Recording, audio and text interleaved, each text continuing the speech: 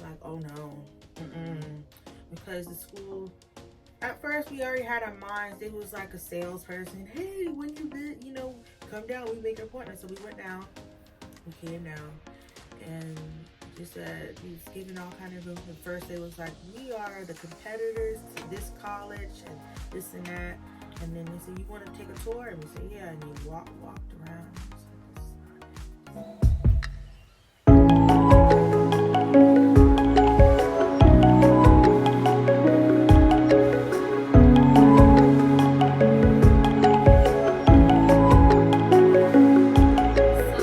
Welcome to our channel. So before we get started, make sure you hit the notification bell so you can get notified when we upload our video.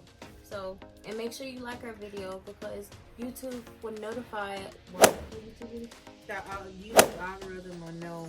Hey, yeah, let's push them. So yeah, support us. So YouTube algorithm will definitely notice us more. So yeah, this video we're just gonna go over a discussion of things you should know before starting cosmetology school. So what do you think? Let's get into it. All right. I wish we knew this before we went to school. My experience was different. Allie's experience was different, but we learned from it, and we wanted to give this like a little bit of advice or insight. I mean, schools probably do the best they can. It's different. I think the main objective for cosmetology school is to get you to pass the state board. That's to get you through state board. At the time when the school I went to, it was a technical school. They didn't have associates, the associates program.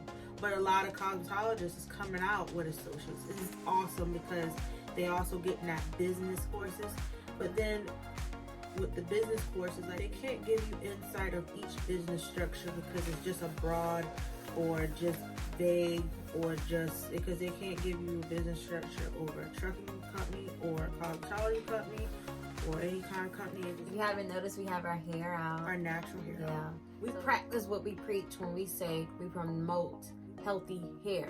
When you take it off, don't pop it back on. Just even if it's 2 weeks or a week or something, give your scalp time to breathe. You know, your scalp is just not something, you want to keep putting a wig on, braiding your hair down. And then also, even if when you braid your hair down, there's tension. So give your hair time to just be like,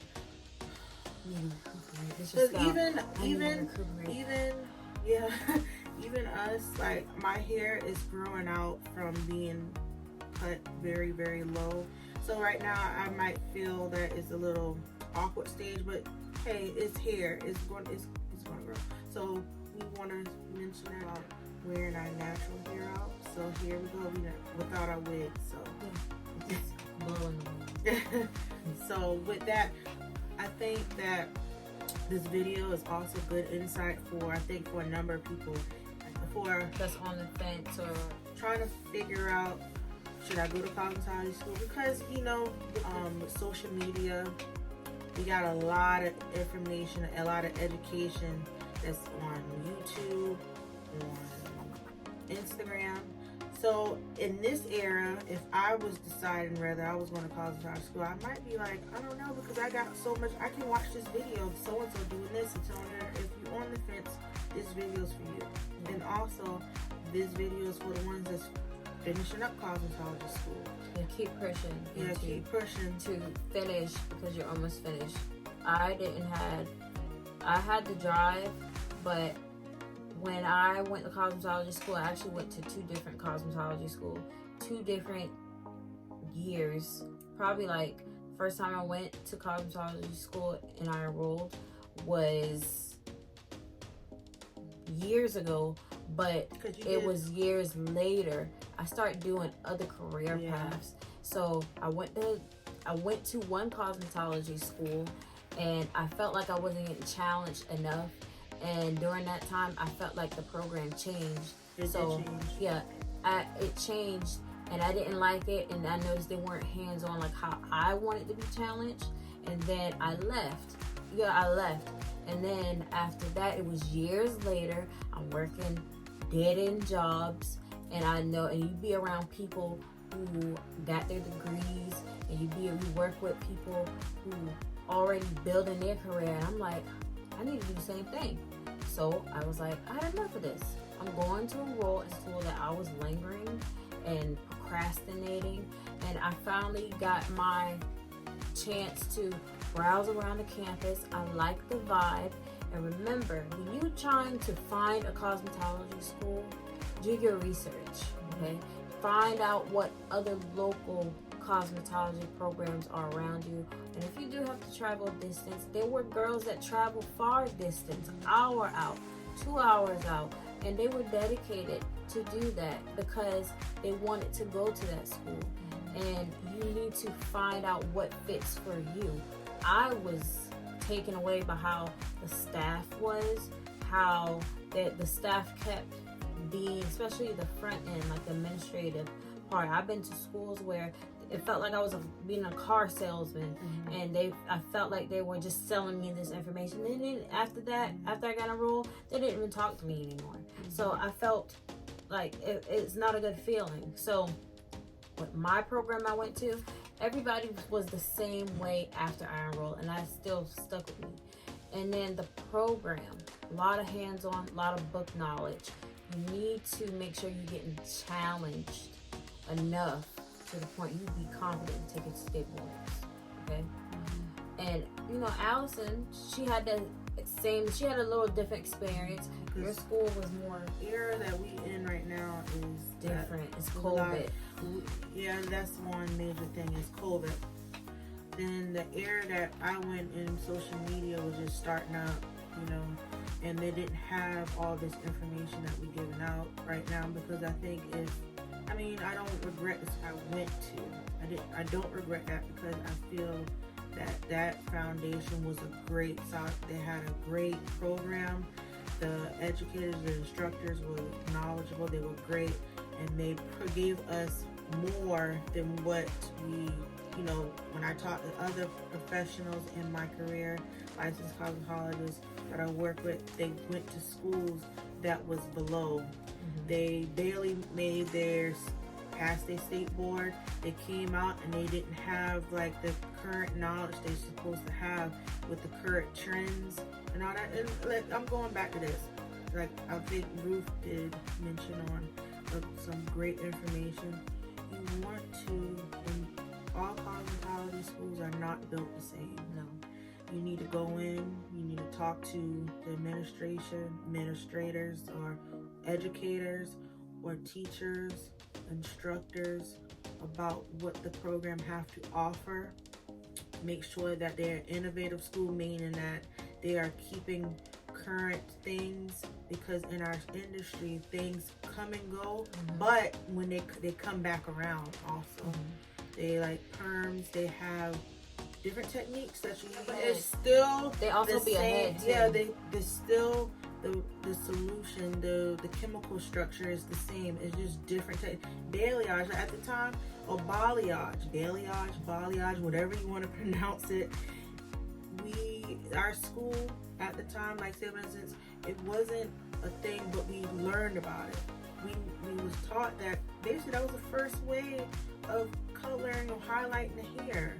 And so when that trend came back around, high speed, I knew about it. Yeah. You know, I don't know what programs and stuff that other colleges have, other cosmetology schools have. You can say college, because you I came from a college. I came from a college. She came from a college. Yeah. I came from a private. I worked with hairstylists that came out of high school with the cosmetology program, and I worked with hairstylists that went to schools, and it just wasn't. Then you went to school with some that went to, but then they And then also, I think they started over. Yeah, and I also knew some people that went to the whole program and went back to the whole program. Oh yeah, great idea. It was a girl, she went to a school, finished the whole program, and then she went back to school and to start over, because the school that she went to was not good. It was below. So, like we're saying, first thing I think You don't want to do all. You don't want to start over is like that. important. You got to make sure they credit your Oh hours yeah. transfer. But if that's not compatible, that's why you got to make sure if this school is compatible, this cosmetologist is compatible with this program. Because if it's not, you have to start all over. And I know a few people that had to start all over. Every state is different, and every program is different. But you also, it goes back to what we're telling you. Make sure that you get the information you need and stop staying stuck, because the reason I said this is very important. And it's taken me back years of doing this video to dig deep in myself to remember. And we have other women, men, or whatever come to a particular school. Like my sister said, she did 2 programs. And you shouldn't have to do that. You shouldn't have to go to a school and then either you're paying out of pocket or not, and then you figure out in this program that you're not getting challenged enough. This is it's not giving me what I need, because you come out there and then you be like, you know what, and then you talk to somebody and you be like, this is not right, and then you go to another school and then you love it. That shouldn't be the case. Just avoid that at all costs, because because you don't want to be stuck paying, getting student loans and stuff, and getting paid for things that you're not even using. That's a waste of money and stuff. So I went to I actually, I didn't enroll in 2 schools, but I did try out a school. And this it was the school my mom went to years ago when we was children, and she knew the owners, and I didn't know for sure what I wanted to do in high school. So after high school, my parents took me to this school, but they relocated, and I talked to the owners. It was privately school, and she sat down and she discussed what I have to do, what I have to pay, and I wasn't agreeing with that. I was like, is there anything you can do about it? Because you're the owners. And she said, I'm sorry, you could, but that's how, that's the cost of the books, everything that comes with the program. So she told me high price. I'm sorry. I looked over at Ruth. There's nothing wrong with high price, but I'm telling you, saw this school. So this is what I'm saying. I have a daughter, and I noticed that she want to be you or whatever. So I wanted to follow my mom's footsteps. She would be just like me. Yeah. So I wanted to follow my mom's footsteps. So she said the price, and something in my, always go with your intuition. Always go with your gut. Always go with your conscience say. And if something was just saying, this is not the school for you.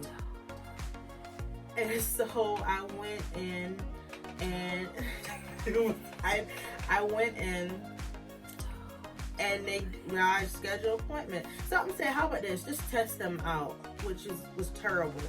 They gave me, one of the girls did my hair, and I had an appointment to do my nails. They had nails, because cosmetology was skin, hair, nails. Yeah, skin, hair, and nails. And so I had my appointment for my hair and my nails. So when the young lady was cutting my hair, there was no instructor in sight. There was nobody on the floor, basically. And she's cutting my hair, and I could tell she was messing my hair up. I think I remember that day. Yeah. We got our nails done that day, and it was but you said they ain't touching my hair. They ain't touching my hair. I said I let them do my nails, and I was like, and so I was like, I was like, I won't let them do my hair. And so they did my hair, and she was running back and forth to her friend, and she was like, what am I gonna do? I heard this conversation. What am I gonna do? I don't know how she do. It was a stack bob, graduated bob. And she was like, so she's going back and forth, and she's cutting, and she's cutting, and she's cutting, and it was a mess. What is that? Oh my God! What is that? And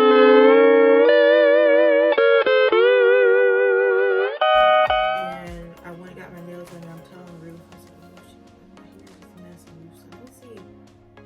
And it was bad. I had to come home.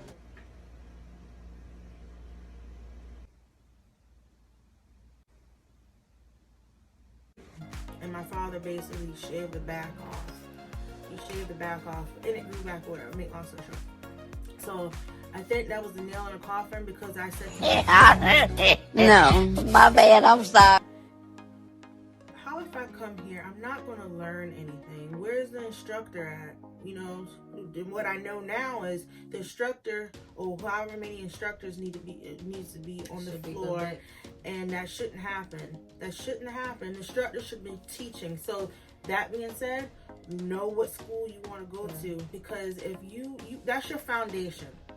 And then in this conversation going back, she was telling you to go to another school, because if you worried about the cost, go to this, go to this school, which they had grants available, they had all kinds of stuff. It wasn't privately owned or nothing. So I went there and I was shell shocked, because you think you know, but you don't know. Yeah. And I felt like at the time it was just like an overkill, but that gave me my foundation to here. I always go back to it, but you can't always go back to it, because just like the medical field, things always changing, and with this industry is always changing. Things is they learn new things, they take things out. And so when you go to school, you also want to be, your school should always be up to part of what they need to learn about, of course, state board, but sanitation and definitely sanitation, hair, and all that stuff. We was in a good group, so it was like a fun ride. But to be honest, you're going to have your days where you might have your breaking point, like you feel like, because I worked 2 jobs while in school, and I felt like I had breaking points some days, personal life and with work life, and then go do it again, repeat it, and do it 5 days out the week. I want to pick up on that. When you do cosmetology school, for the ones that haven't started yet, it's a full-day job. It is. It's no matter what school now, state to state is different in hours. Our state is 1,500 hours. California is like 17. Don't quote us. I think it's like 17. I don't know. 19, I know that 19, each school, each state is on different hours. So with either private or college. Sorry. So hold on.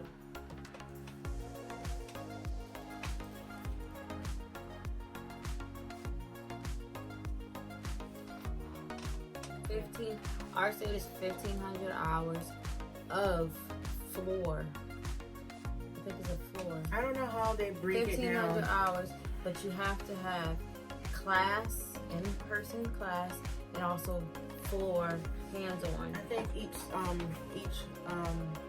school breaks down its curriculum. And you can't miss a certain amount of days. Like my private school I went to,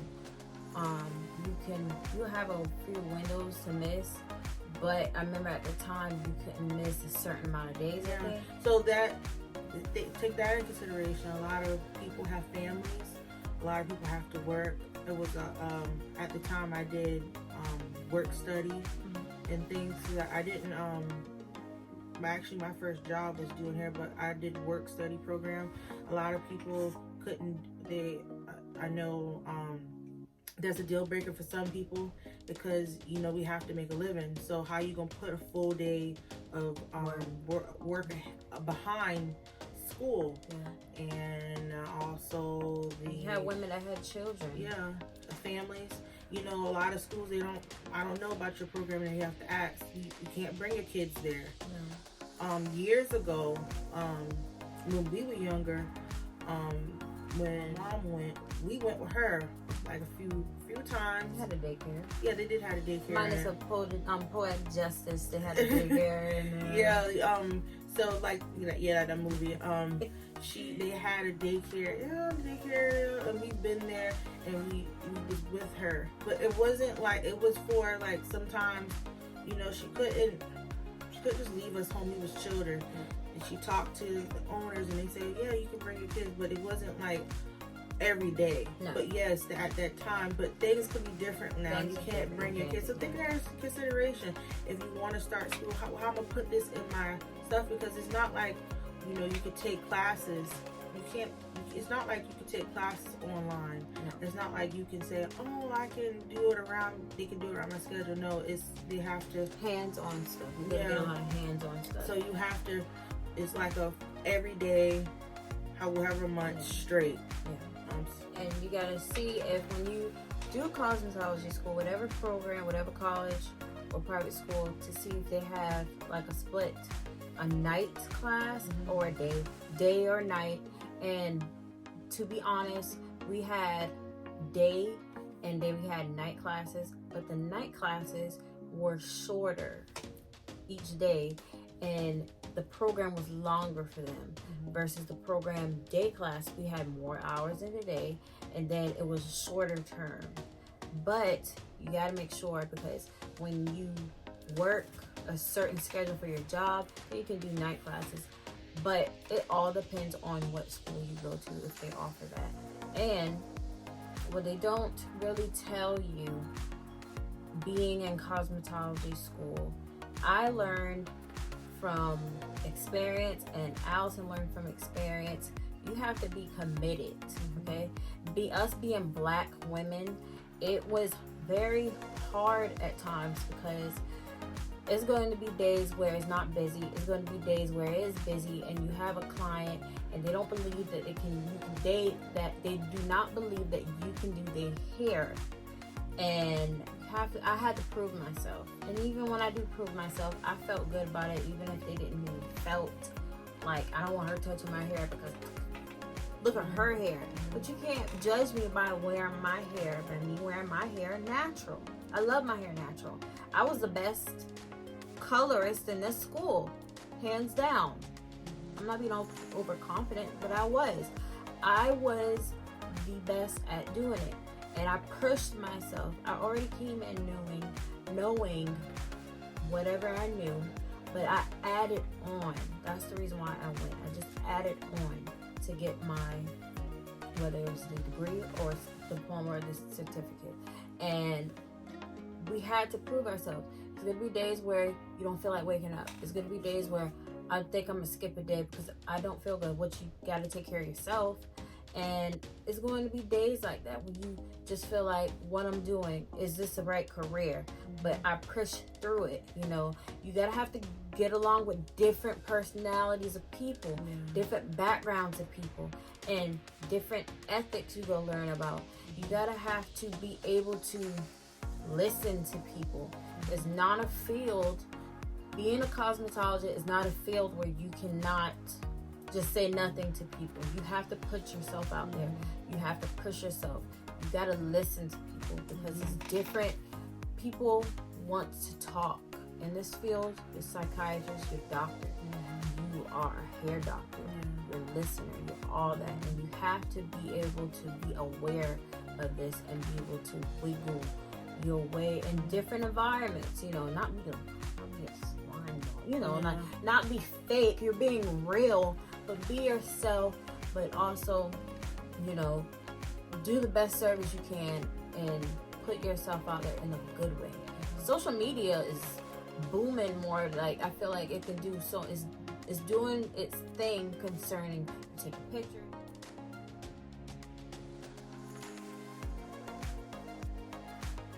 Finding clients out there. And, you know, I wish we knew to had that, really, because it wasn't really booming like how it during my is. time, if we wanted to show our work, we had to take pictures, regular pictures, and have a portfolio. At the time, I was building my portfolio, but to be honest, I built my clientele from word of mouth. Now word of mouth is social media. They want to see your work, and that's a good thing. It's easier. You be like, here's my work. This is what I do. At the time, business cards. That didn't work for me, because I would be like, oh, I could do your hair, and people the first thing was like, oh, okay, because during that time, You might throw it down. And also there's a lot of times people, they don't know you, they don't trust you because they had bad experience. And so So or that, sometimes they don't believe that you can you do can it do it. because And then salon owners will judge you too. And we gonna get into all that. And this video is gonna be informative about things. How if you in school and it's not being challenged? That's why we always go back to this also. If you, I'm not saying that you should have did this or what it could have or should have or whatever. That's why you have to make sure, if you have to, ask if you can go through the, before you might have forgot, before you actually picked the school, we went into one particular school and we did a, what's it called? a tour. A tour, and we was like, oh no, because the school, at first we already had our minds, it was like a salesperson, hey, when you did, come down, we make an appointment. So we went down, we came down, and they said, we was giving all kind of info. First it was like, we are the competitors to this college and this and that, and then they said, you want to take a tour? And we said, yeah, and they walked around, and we was like, this is not it. We was nice about it. So that being said, take a tour. Yeah. Ask questions. Ask the right questions. I don't know. Talk to the instructors. Talk to the instructors. Pick their brain. Yeah, that's what they're there for. And make the right choice, because if you make the wrong choice, that might make a break that you don't want to do hair at all. Yeah. If you are a creative person, you want to be challenged. You might already have the vision. In our career, like Ruth mentioned about, we are psychologists, we are doctors, we are listeners, we are helpers. We also are creative people. I'm very artistic. You have to be able to communicate well, and you have a vision, somebody show you a picture, whether you can do it or not, or inspiration picture, you have to visualize it. How can I make this work on you? Yeah, and how you gonna make this haircut look like they want it to look. You can't get that, be honest, you cannot get that haircut the way how that celebrity. Yeah, but you know what we can features. do? We can adjust it. And inspire you.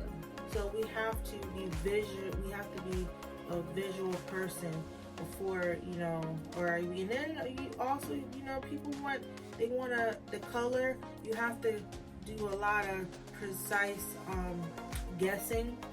You not that I would like to say that, but it is because we're not that person. We don't know what kind of techniques they use for this haircut. We don't know what color line is, but you have to visualize what you want the hair to do. You have to visualize how you want that hair to look when you're done. All that, so it's creative. So that comes with it. If you're not a creative person, or if you're not creative, a lot of times, if you get the experience and you get the knowledge, you can do well, in this industry too. But I noticed that most people that's in this industry are very already, creative person. So we already talked about picking the right school. So you about to get out of school, you gotta think about your career. Where you gonna work at? I think in school they don't really give you that much information, because if you look at now, well, make sure when you do find your school, you gotta make sure they're not gonna tell you, they should be open with you. Because when I went to the private school I went to, they told me up front, we do a lot of events, and they did a lot of events, and so they had job fairs twice a year, and where the job seekers and the job, us job finders and employers will come to the school, and they will look to see, and they will like, do you got your portfolio? They will look, and you go around into the stations, and they'll talk about their business and stuff like that, and you put yourself out there. Make sure that your school will be able to hair events where they go to, like Orlando or Atlanta at the Bronner Brothers. Like, you can travel. Will your school do that? And they offer that. And you also want to make sure that after school you can be able to transfer to a salon, because a lot of times it gets real after you take Yeah, your I think the transitioning part is practical. very hard. Yeah, your practical and your exam, it gets real once you get that license. But it goes back to this. If you went to the right school, this practical and the written, not to say because everybody learned differently, maybe some people might not grasp it all because it is a lot of information in cosmetology school. Like I said, like I haven't met anybody that think that it was just like, oh, I already knew. Yeah. Everybody that I know, and they might not want to admit to it, it's not what no video or amount of information can be on YouTube to even explain how you would feel at that moment. Yeah, well, yeah, because haircuts, I learned by degrees. I think you learn differently. I learned by degrees and a little bit of pivot point. Yeah, so I learned basically. I mean, we mentioned about pivot point, but we was in other schools could be. That's another thing. Some schools are about the pivot point way. Some people, I learned by degrees, so my hair cutting is always going to be, you have to tell me a degree first. And what it used to know, I don't need degrees now because I'm advancing my hair cutting skills. But when I got out, you can't tell me nothing else. You have to explain to me in degrees. I talked to some hairstylists, and even hairstylists that wasn't even from this country. They might not. They do it differently. Listen. When in this industry, like Ruth said, so much people. You meet so much people from different countries. I'm always about diversity. I love it. I love learning different cultures, and I think that's what brings me to even enjoy even doing hair, being someone in my chair, just learning. I love learning, and I would never say I'm going to be like, I don't want to learn. So that's another thing. If you are a person that don't want to be kind of obsolete, you want to be stuck, this might not be the career for you. No. You always need to know about things that's coming and going, new innovative stuff. And guess what? If you that type of person, this is the career for you. Yeah. But I will say this, the hair industry have changed a lot from years. It have changed for good, for bad. It's changed, okay? Yeah. So you have to go with the times. Yeah. Some people don't want to change, and some people want to change. So you got to think about that too. But like I haven't even touched on the fact about different structures and I think that subject of different salon structures, that was shell shock because I don't know if your school pushed for how much. You can make some good money. You can make good money. There's so much aspects to the hair industry. You could be an educator. You could be, and the educator meaning an instructor. You can licensed instructor from the board. Yeah, you can be a platform artist. Where you go and you be an ambassador for a certain product. You go to hair shows. You be on stage, and you be an educator in that form. You could be a salon owner. Or your own business owner. And I think that's a good thing about for those people that went to cosmetology school and they get their associate's degree, because they also get in that business classes, because I think every salon owner should have some kind of business structure. I have business. You have business. You went to school for business, and when I was in school, we had business class. Yeah, so we didn't have the business certificate. The program that I went to first, we didn't have that at first, and then like I said, things change. They know. Listen, people want to be salon owners. Let's give them some courses. That's a good thing. And then for me, I had to go back and pick up. I had to get that education. So that'd be a salon owner, you can be a booth, you can work for a corporation. You can do commission. You can work for corporation. If you want to. And you can work for corporation, you can work for privately owned, and there's so much aspect. I don't want to ever say that one's better than another, because everyone's built in a certain way. You might want to you can manage a salon. If you don't want to own an industry. When I got out, of course, we mentioned about they had seminars and all kind of events that you could meet people. But then you gotta also think that on the flip side, they're gonna have to want you. A lot of times, you know, to be very honest, you go to these seminars or you go meet people and they are seminars. It's like a seminar, and that's the only easy way I can say it, or a job fair, or you know, places. A lot of times in our area is so many people becoming hairstylists, and it's like, where the heck they gonna go? I'm sorry. I don't know different locations. Some locations might be a scarcity of hairdressers, but in our particular area, I think it's like a lot of hairdressers going into school, and they come out with this already aspect of thinking they're gonna make so much money, and they don't. You know, that's sad. The first 6 months or 3 months is crucial if you're going to be in. Yeah, see, that lower, because at first it was like the first 1 to 3 years people would do it, and they'd be like, this is not for me. In my early 20s, when I had like 3-4 years, I had very bad experience, couldn't find a home or a location that I like, and I thought about, you know, I'm still young, I can go back to school and just get another job. But the fight in me, the determination in me is like, nobody's gonna tell me what I can or can't do. You know, nobody's gonna tell me that. And you can't tell me that I'm not great or a certain way, but that's what, if you want something, you have to go get it. And if somebody don't believe in you, or if they don't believe in you, believe in yourself. Okay? It's all about believing. And I always had that fight or driven in me. When I graduated from cosmetology school, they don't really, to be honest, they don't really tell you about the job structure. And when I talk about job structure, it's like, and they can't tell you because they don't know, like the school instructors might not even know certain aspects because what they went to, what their path went to, maybe, you know, they came out and they own it, you know, because now a lot of people become a business owner. I don't know exactly, but every person had their own path. But I had a path where I can give information to people because I've been through a lot. So when I got out, I went for corporation, and we're gonna say that a lot corporation, and I believe that it's privately owned, and a privately owned salon is different than from a corporation.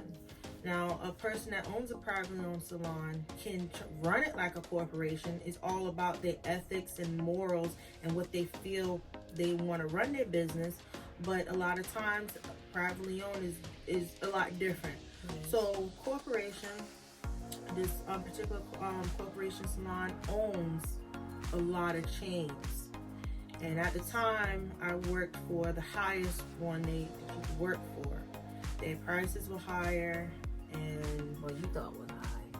Well, they said the prices were high. You know, it's not what I thought. Listen. I went in for an interview. I went in for an interview, and the manager explained to me about this. You know, and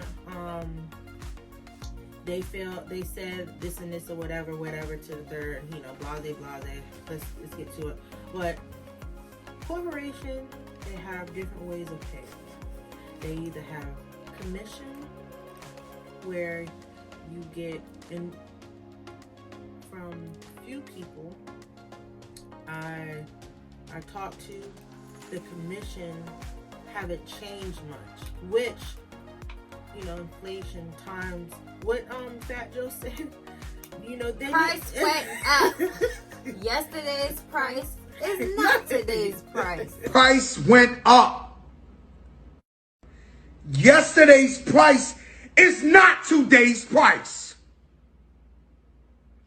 Yesterday's price is not today's price.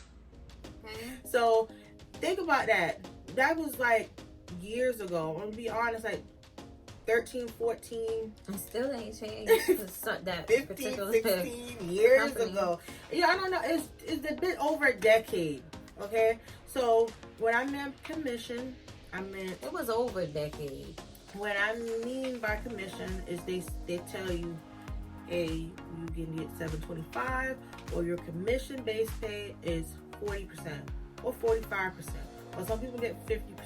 Or if you in the elite, you might get 55 or 60 or whatever. I don't know if anybody goes 70. I don't know, but if you to know, just like If you're whatever. doing 70, you might as well boost rent or own your own No. If they getting if you the stylist is 70. getting 70%, you need to stay there. Okay? No, you could stay there, or you need to boost rent. No. Or no, wait. If you're No, they doing get 70%, 70%. They need to stay there. yeah, they can stay there. But if you're doing 70%, you might as well just have your own business because it's gonna balance back out. No, it's not that. Let me tell you something. If you're getting 70% and the business owner is getting 30%, you need to probably stay there because that is a lot of money. I don't even think people do 70%, but I'm just saying. So it's base pay, and they don't. I'm telling them information because most people might say I'm not doing that, but this is at the time, and it could be different. So it's either you get this 40% or 45%, and if you don't get that 45%, and it's 45 or 40% of your services.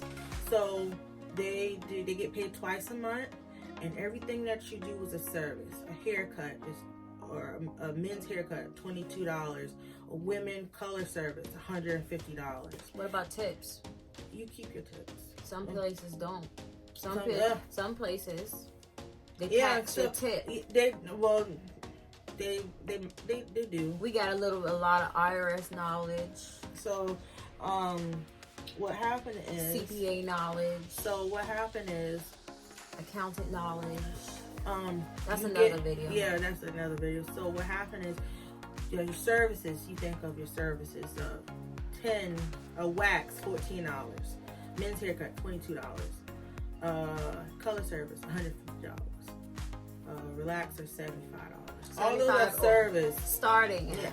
So starting at. A lot of people do a la carte. Some people don't do a la carte. I'm a believer in a la carte. Okay, so you add your services up into the pay period. So the pay period. And I don't know nobody pay period. And I don't know exactly the pay period. And they add it all up, and then you get the 45% or 50% or whatever percent that they have that you sign to or you start at, and they compare your base pay is the hours you work. It's $7.25 plus the hours, and whichever higher, that's the one you get. And I was upset. You thought you been making bank because I did. You know, you do your services, you do your math, and you get this check.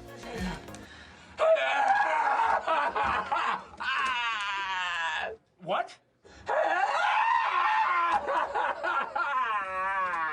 I went to school. She did her services, she got her check, and her check was eat up. And so I get this check, and I'm like, what in the world is this? how much?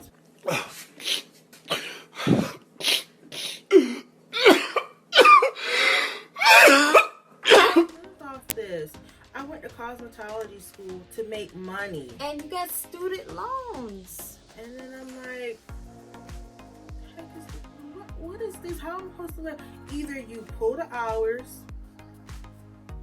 or you do the time, you do the crime. No.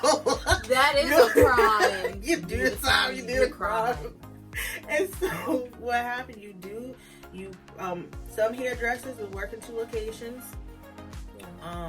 Make sure if you do find you a salon, make sure if they can be flexible. If you got to work at another salon, some salon owners won't allow it. Some salon. What's the word? What they like saying?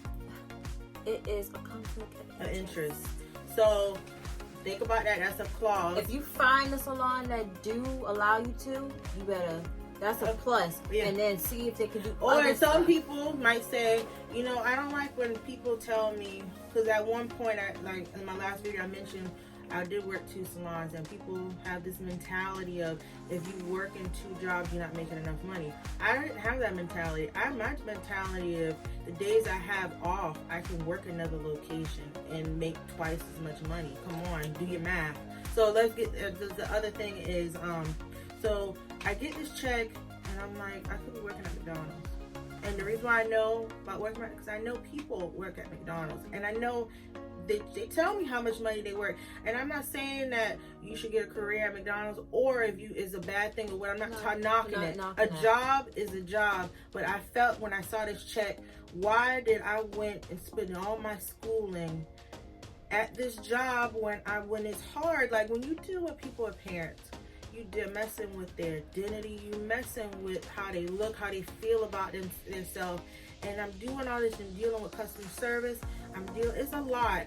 Anything the customer service industry is very hard. It's not easy. Even if you're the best house hairstylist, you get one person and just be like, why? And just one person make you think, why did I choose this career? Yeah, you might have a customer. And it's hard. Listen, it's not. But the thing is, if you enjoy doing, you're gonna do what you love.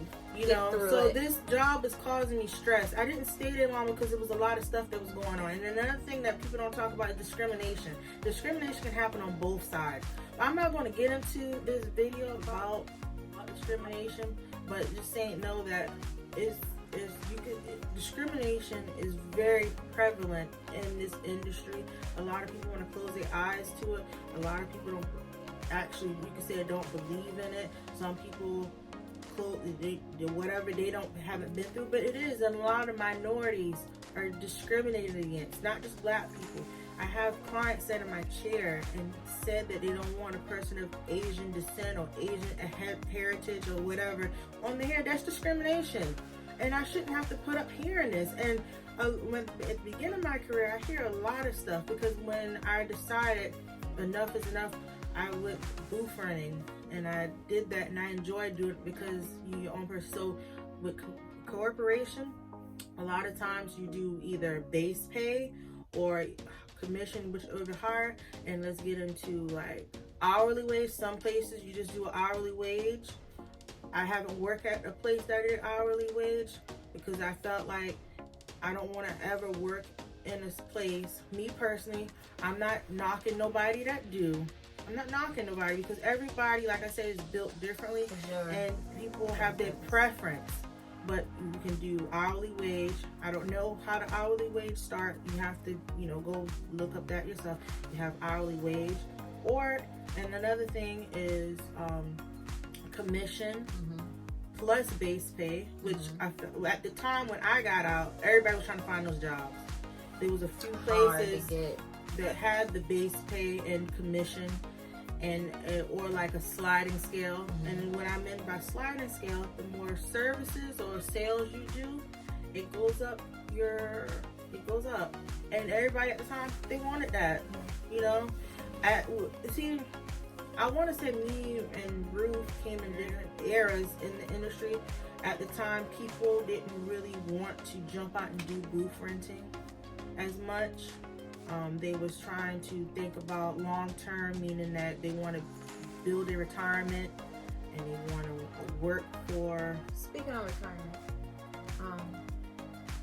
if you're, things they don't tell you, to be honest, they don't really mention about that. But a lot of times, you have to think about when you choose this career in cosmetology, you have to set yourself up eventually to take out retirement for yourself. This job cosmetology by itself does not provide you with retirement, social security, none of that. You got to make the money and you have to charge accordingly. Don't be charging yourself cheap, because at the end of the day, when you do commission and when you start doing booth rent and you start becoming a business owner as well, you have to charge accordingly and believe in yourself, because you have to pay for your own insurance. You got to pay for your own social security. You got to pay into that, save up for retirement. All that stuff you got to think about. And you can't be, thinking about, I'm going to go shopping with this. Look, I'm not worrying about shopping. I'm worrying about, we worrying about setting ourselves up later down the road. Like, you got to think about that. That's why this is one of the things you got to think about when you go to cosmetology school. How will I build my foundation and get myself started so I can last long enough in this career and you get carpet tunnel. Yeah. You know, all the haircutting and doing the degrees and all this 90 degree, 40, Yeah. 45, 90 degree, and 0. All that moving, ergonomics. Yeah. My school was big on ergonomics. You don't bend yourself over for the client. You bend yourself up straight. But you know what? To be honest with, even hairdressers that Take you a break if you need it. they don't Stretch. I think at that time when I went, they didn't really have. They wasn't big on that. They wasn't big. When You I know went, why? they wasn't big on ergonomics. That comes with stuff. A lot of people. Hold that thought. We're gonna come back to that. We're gonna come back to that. So go back to the base pay. Let me say a story real quick. This particular salon that had the commission, and they had at the time. Okay, this particular salon had a sliding scale, and they had commission and base pay with the sliding scale of the commission, and it was 2-step process. It was you have to do a personality test, and you had to do an interview. Now, I went to try it out for this job twice. The first time I quit because I not quit, but I didn't even make it to the interview because I failed the personality test. Personality test, please don't base it off on your own person. Just think about what do corporation or the employer is looking for an employee. I think one question was like, how would you react or handle the situation, or what kind of personality do you have in a party? Like, are you the outgoing person? Are you the quiet, or the person on the wall is quiet and reserved? So I'm naturally a shy, introverted person, naturally. But in this industry, you can't have that. So you got to get out of, you got to fake it till you make it. Do what you got to do. You got to talk. So I was like, I'm the shy, introverted. So I failed. I came back and I was like, you know what? Common sense. What do the company want? And I passed. Then I went to the interview and they hit me with the, oh, you're not hired. I think it was more over discrimination, to be honest. Yeah. I don't want to keep using that as an excuse, but if it's the truth, it's the truth. Yeah. Okay? They came in, they was like, oh, but I was like, but are you Allison? Oh man, they hit you with that. They hit me with that. It's deeper than that. If you say, "Are you Allison?" They was not something. They was surprised that she was. So, plus it's for working in corporations. The name, everybody knows the name. You are most likely having a lot of walk-ins. A lot of traffic comes in. A lot of. But you can't take clients' information. For some. I don't know, but this thing. The corporations that I work to, they can't have information. So this is the thing. If you want to build at a particular location and you want to travel, sometimes they don't want that transition. And there's a lot of turnover rate in our industry. A lot. Yeah. It's a lot. People come into the salon and they don't like it, they leave. They laugh. I personally haven't been in a corporation for like over 6 months. Because I hated it. What do you mean over 6 months? I haven't worked in this corporation salon past 6 months. Oh. Sorry. I think about it, I was there for 6, and you might say, you got a problem. Why? Because, for a typical career, that might not look good. But in the hair industry, everybody does it. Everybody has a resume 10 pages long. And guess what? If you don't, hoop-de-doo for you. You must be found your home when you got out of school. But that's not how it works. I'm just trying to be more, trying to get direct with you. So everything is not glitz and glam all the time. So not all the time. So you go to this place And if we mention a little, you might not get along with your coworkers. Oh, and speaking of that, whenever you find, this is firsthand knowledge, and this is from experience from both of us, okay? Whenever you, and I learned from my instructor what she told me, when you look in the salon, when you go job searching, and you do your interview, feel the environment. I was told that. Feel the environment. Look at how the customer. Make sure, you know what's important? Make sure, ask them how to move around. Yeah. If they don't even know that word, get out. Yeah, okay?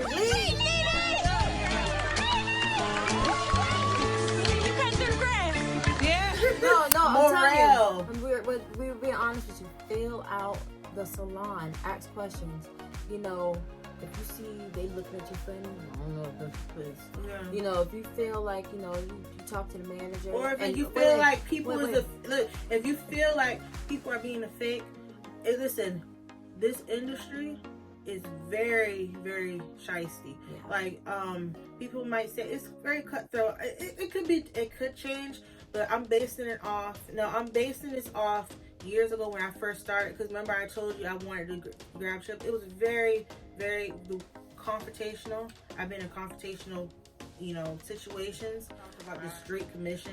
Yeah. Everybody's trying to listen. Trying to get this in this, make this much quota because they got their review coming up and 2 months later. Yeah, and then a lot at the time I forget about that. They're trying to push for you to be okay. No, they don't want to pay. And then, long story short, you want to make sure that you find you a place that you fit in, and we're all about diversity. I like diversity. I can't be. I like diversity. We love diversity, and also, you gonna see your impression at first. You might not want to see it, but it's good to be there. Okay, I went on interviews where I was ignored, and it was a high-end salon, and I was ignored, and I left, and I told them I'm not gonna do the interview again because of how I felt, and that really hurt me. But I moved on. She was if they're interviewing you, you interviewing them. So I'm sitting here. And I'm like, okay, my interview was at 12. Mm-hmm. You late. You late. They hit you with the, you're early. No.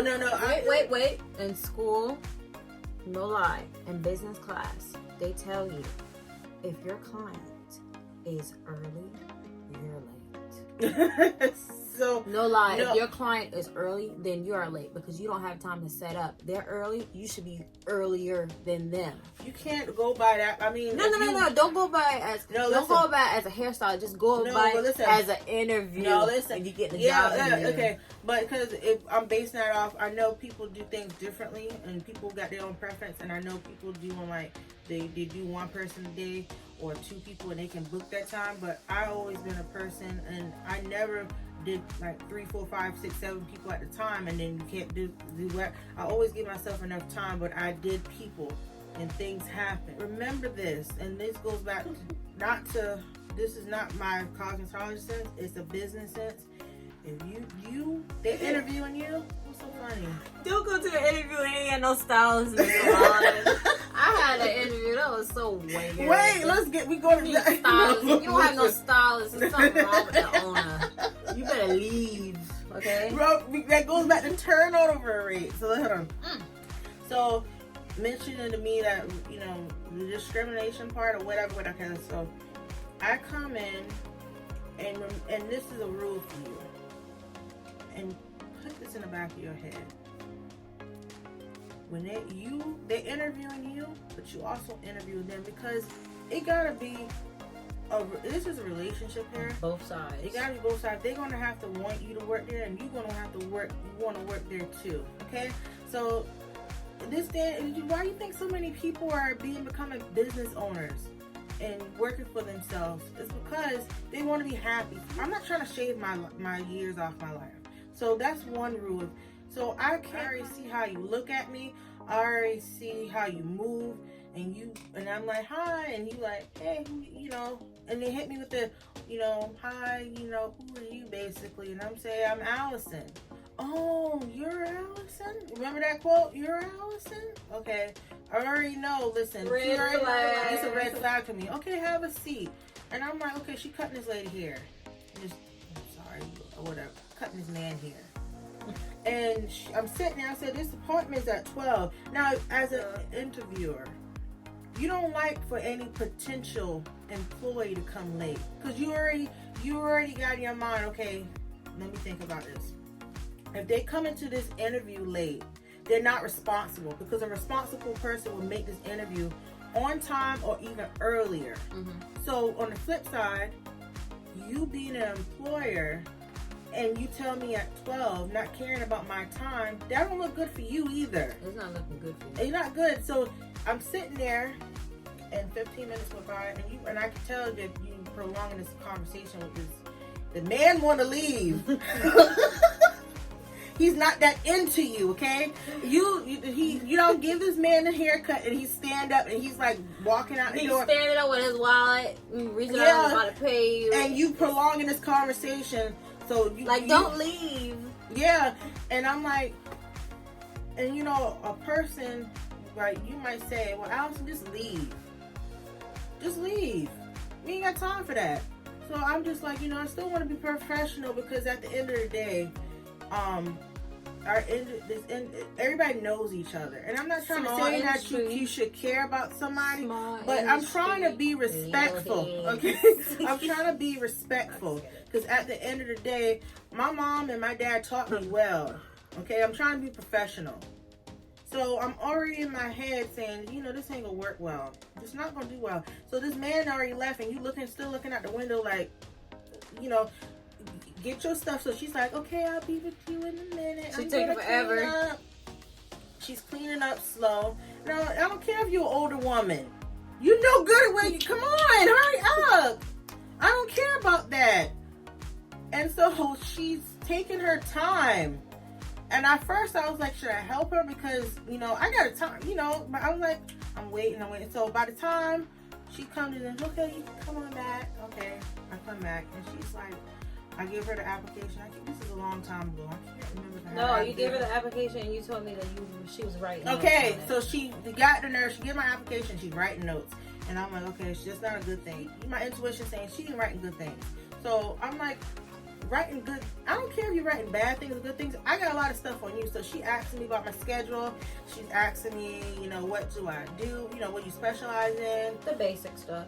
So she's like, what you comfortable with doing? And I'm trying looking around, and I'm like, where's the hairstylist? Like, I should forgot about this. At the time when I went and sitting around, I'm like looking, observing. I'm like, she don't have no hairstylist. It's only her. Like, well, it's not a good thing. She got chairs, so that means she had hairstylists. And I think the reason why I even went to an interview, because a hairstylist was like, oh, she's hiring, she needs a hairstylist.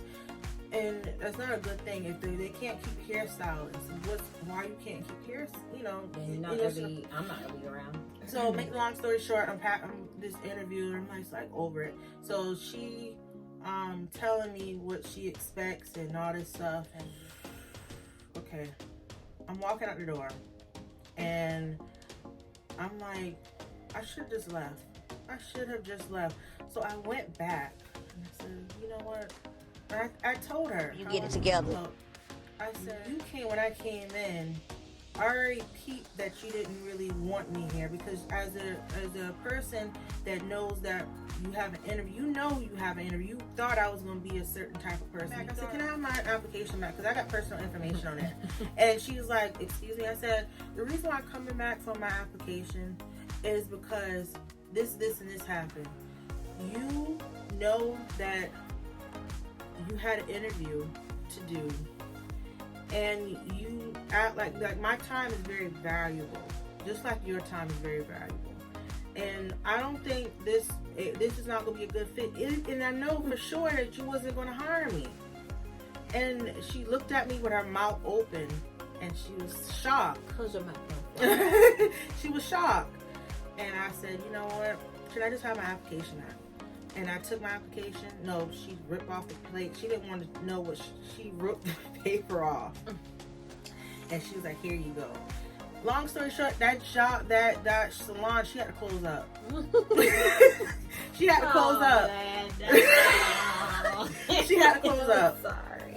She had to close up. And I'm saying this for that illustration. At the beginning, when I first started doing hair, I was a people pleaser, and I was like, "Oh, there's no other job. I can't go to. I gotta stick it out. I have to stick it out. The person the person I am now. There's other jobs out there. It's other jobs. It's other jobs. So before you even get that headache, you know your intuition, your gut, your conscience, or something say this ain't the right fit. Go with that. Okay? Just because you might need a job right now, you don't have to go with that. I mentioned it was so weird because they gave me the wrong year, and I was like, this ain't gonna work because it was so many red flags. I was like, oh, they're trying to have you fill out an old income tax. I ain't stupid. You know, I do my taxes every year, just like everybody else. And I was like, this is a different year. I ain't filed for last year. 2 years old printout she gave me, and I said, y'all take taxes out. She didn't want to give me the information, so I sent her a text and told her, you know, I seen a lot of things that I don't like. So I seen a lot of things that I don't like here, and I don't think it's gonna be a good fit for me. And she was like, well, if you feel like, you know, if you want to come back and, you know, we can do this again. And I was like, no. And I was like, okay, bye. And then I was like, I don't delete that. I don't care. I already put this on block. Don't reach me back. I didn't care.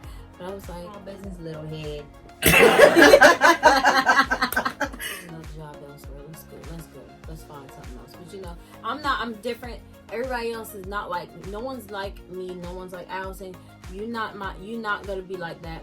You're different. Everybody's different. But we basically is giving you our experience of what we experience and give you the knowledge and listen to what you're hearing. Yeah, because even like if you don't agree, you can take bits and pieces out of it. Take little bits of it. Okay. Your high-end salons could be privately owned because it's not corporate. A lot of them might have where you work as an apprenticeship, no matter how long you've been doing hair.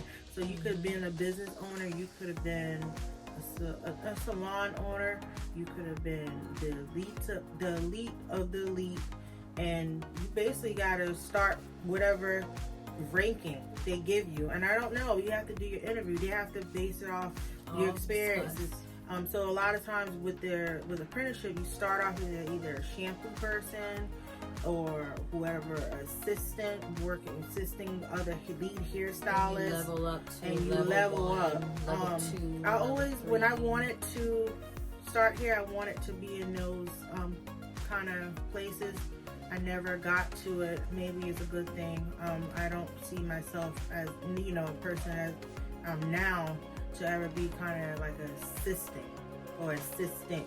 I did assisting. Yeah, you did. I did assisting, and I did it while I was out of cosmetology school, and I did it for about 2 months. I learned a lot. I learned about different color lines there. I had a good experience. I got good tips, but you know, over a period of time, I wanted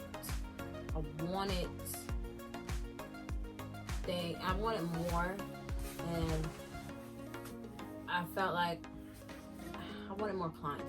And then at the time, you basically want to be lead. Yeah, I wanted to be at this salon here, and then I still wanted to be at this salon. But at the end of the day, we had a discussion. She didn't really want me. That she said, I was glad that you did decide that you want to be here. So I quit my other job at the salon, and you know, basically, I stopped. I'm not gonna talk bad. Yeah, we had a falling out later on, but I'm past that. I'm older now, and you know, you live and you learn, and you know, I took what I learned from her. And you know, you always take good things. You know, you might have some bad things, but I took and I learned. You know, you learn about the business aspect of, you know, how much you charge. You charge. You know your skill level. You charge. And the school I went to, they talked about charging a la carte. A la carte is when you're going to make the most of your service. California, different hair industry makeup. You know, they might have it where, and they're not to say they don't have it here, maybe in higher end salons, they might have someone to just do haircuts, okay? They just do haircuts or just hair color, highlights and or just do a certain particular thing, and that's a beautiful thing. You know why? Because specialty. Because guess what? Just like doctors, you have doctors specialize. You don't get yourself burned out. You don't. Here, a lot of places they want you to do everything and everybody. And Pedicures. and you might not be good in everything. I'm gonna be honest. Don't give me an updo. I'm not great with it. I never have been. It never was. I probably never will be. And you're great with updos. And I've been in places where they forced me to do it. And that, if you think that's right for a client standpoint to get somebody on your hair, not to say no. And then that makes you look bad as a hairstylist because people think if you're not good with this, then you're not great with anything. But then I look at other people's situations. That's not the case because everybody has their strengths. And everybody have their weakness. I don't care who you are, you have a strength and a weakness. Yeah. So going back, booth renters. You can say what you want to say about your preference. I personally don't work well with just coming out and just don't have a clientele and you trying to pay for booth and you don't have it. So when I built my clientele up, I went to booth renting. And with booth renting, a lot of people don't really know too much of it yet. It's a business inside a business. Like you go and you work for, say, you work at a salon, Kimberly's. You know, Kimberly's offer, you go for an interview. And she tells the owner's name Kimberly, and she goes and you go in and do this interview, and she expressed to you, oh, we got you know, different positions. And she said, we do commissioner work, and we do booth renting. And you said, what is booth renting? Booth renting is what it is. You rent a booth in that salon. In that salon. And she says you are independent of that. You mean you make your own scheduling. You come as you go. You come in as you go. And you have a key to the salon. Yeah, you should have a key to the salon. Yeah. Some salon, you know, some salon owners and you gotta think about this. Don't give you a key. If you're a booth renter and she doesn't give you a key, you better run. Then that's not legally. I don't think legally. I don't care what state you're from. Maybe it's different, but legally you have to have everything. You have to buy on your own. I personally, a client asked me which one you prefer. It's your preference. I love booth renting because, like how you said, I come and go as I please. I make my own scheduling. Yes, you have to pay for everything. So as a hairstylist, you got to figure out what you're specializing in, what kind of, if you already have your clientele, you already know what you're specializing in, what their needs are. So you have to buy all that. Yeah. And then other places are, you know, basically, you know, salon owners, you know, that's basically self-explanatory. They should be transparent with you, and you should be transparent with them. You know, you basically have to get your field of what you want to do and how you're going to do it, maneuver your way around. And that's basically what we're trying to tell you, you know, find your way through to get through what you want to do, you know. And it's going to be different for everybody, and especially it was different for us because we were women of color and we had different experiences and we wanted to share. Make sure you like, comment, and subscribe to our channel. So we're glad you was able to stay for the video. So I really want to express our gratitude for just sticking through this and watching this whole video, because we know that this video is long, but I hope that, you know, you got this far, you watched it to the end, because it was good information that we trying to put out. All we just want to do is help someone out, because it goes back to our helping people, making them feel, helping them, make them feel good about themselves. People don't think about that. So we're happy that you watched the whole thing. That makes us happy, because that means that, you know, you liked it, or you know that you understand it, you understood it, or you think, oh, I got, you know, just because, you know, the whole video wasn't geared to you, but you got something out of it. And that's all we want to do, because I could watch, or I probably couldn't find the videos or whatever, Because a lot of things that we discussed in this video, it wasn't taught to us in cosmetology school. We had to learn from experience, you know, for the job structure. I think for the most part, when we got out and looked for jobs, I was thinking that, in my mind, because everybody has that perception in their brain or in their mind that what they think they want their dream job to be, and then when they get this job, it's not how it. So we appreciate that you watched this whole video through. So make sure you take from it, and you might not take all of it. Make sure you take some and apply that and base your decision. We're not saying don't go to cosmetology school. We're saying, yeah, go to cosmetology school, learn all you can do, and listen and evolve into advancing your craft and learn from every person that you encounter or work with. So basically, we are glad that you were able to stay with us. And before you go, make sure you like and subscribe and comment and turn on your notifications. Yeah. That way, when we upload a video, YouTube would know us more. They would push the video more. And then also you helping us small businesses. That's very important. Guess what? We make up 80% of the economy. So you supporting us. Okay?